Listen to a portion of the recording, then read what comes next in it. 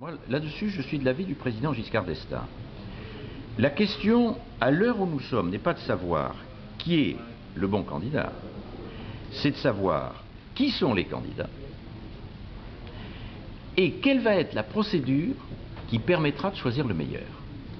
Alors le traité dit, le président du Conseil européen sera élu par le Conseil européen lui-même, donc les 27 chefs d'État et de gouvernement qui siègent au Conseil européen. Mais il ne dit pas comment.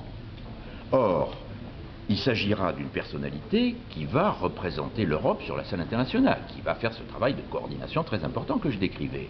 C'est pas n'importe quoi. On ne va pas le choisir ou la choisir par des négociations d'entre-deux portes, de couloirs, à huis clos, etc.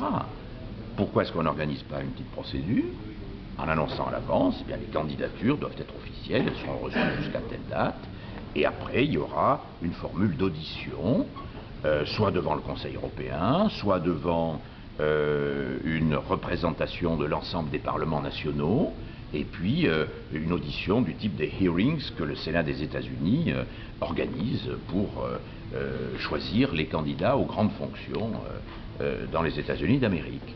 Et je pense que toute l'Europe et l'opinion publique européenne se passionneraient pour cette sorte de petite campagne. On découvrirait qu'il y a 4 ou 5 personnalités, anciens chefs d'État ou premiers ministres de leur pays, qui peuvent être intéressés par la fonction, qui peuvent en avoir les qualités. Et à ce moment-là, le meilleur pourrait gagner.